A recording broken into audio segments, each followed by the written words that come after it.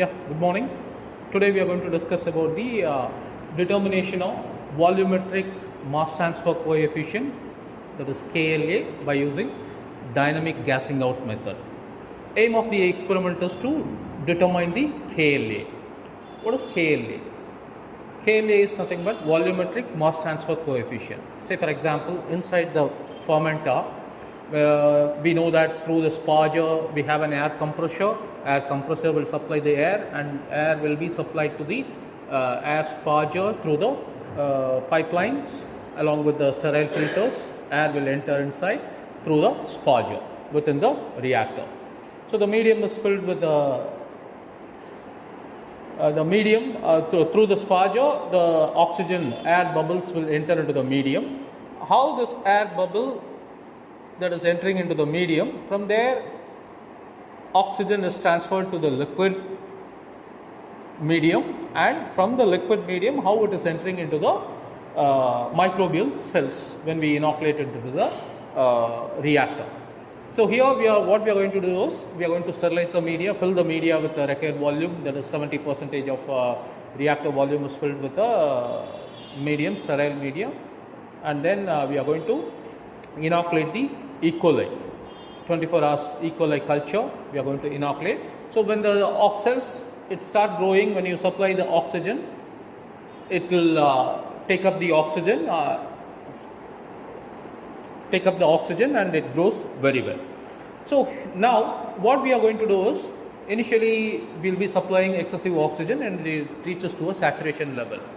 So once if you supply the oxygen continuously, now what we are going to do is, all of a sudden we are going to stop the oxygen supply, that is point A, where we are going to stop the oxygen supply.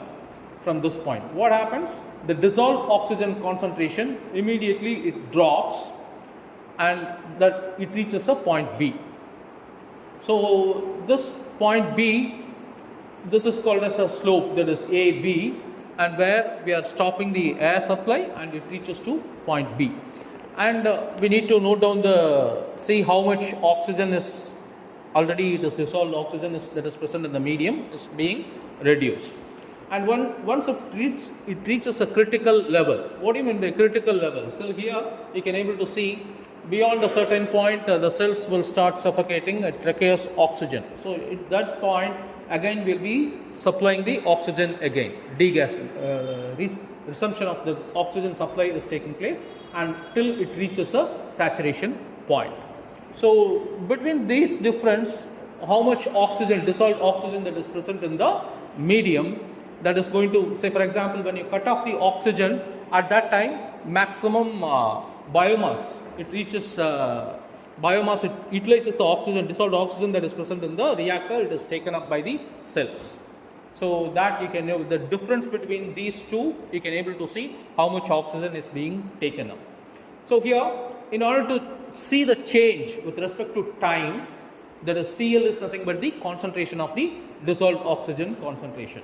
So with respect to time, we can able to calculate by using this equation 1, that is kLa into kLa is nothing but a mass transfer coefficient, A is nothing but a area, that is interstitial area, liquid air area. So C star is nothing but when it reaches a saturation constant, that is called C star, the concentration of oxygen, and Cl is the liquid, dissolved oxygen liquid that is present in the reactor, and X is nothing but a biomass, and QO2 is nothing but specific oxygen transfer rate. Specific oxygen transfer rate. So when you rearrange this equation in order to find out the Cl, dissolved oxygen concentration, that is, you just rearrange, keep the Cl other side, keep other things to this side. So the equation will become like this.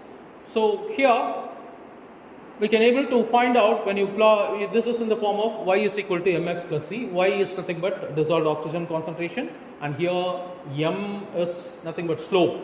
This is minus 1 by kLa, and the x is this term, that is dCl by d2 plus xQO2 is the x axis. So this is in the form of y is equal to mx plus c. So where when you plot take the value, measure the value, and plot a slope which will give you the kLa, actual value of the kLa. So here we need to find out the critical concentration. C critical is the thing, but beyond a certain point the cells cannot able to withstand. At that point we have to resume the supply of the oxygen. So if, say for example, when you give the volumetric the oxygen supply, maybe you are starting from 1 ppm, 2 ppm, 3 ppm. ppm is nothing but volume of air and volume of oxygen per minute that we are supplying inside the reactor. So that when it reaches to 1 or close to 1, it will become C critical. At that time we have to resume the oxygen supply. So the difference in these two, that is the cells which are taken up by the oxygen transfer rate, can be easily calculated by using this dynamic degassing method. So thank you.